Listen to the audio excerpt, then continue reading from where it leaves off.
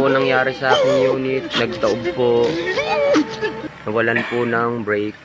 Diyan po ako pumalakta sa may helmet na yan. Buti po hindi po ako naipit. Kung lumusong pa po ako doon, baka nahulog na po siya sa bangin.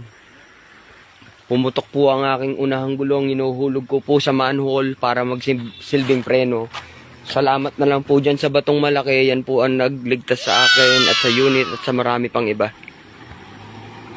A few moments later. Ako po kakaalis lang po pero binangga po ulit. Dito sa Silado.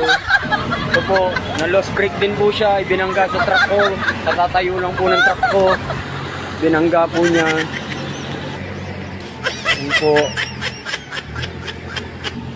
Katatayo lang po ng unit ko. Binangga po. Nawalan din po ito ng preno.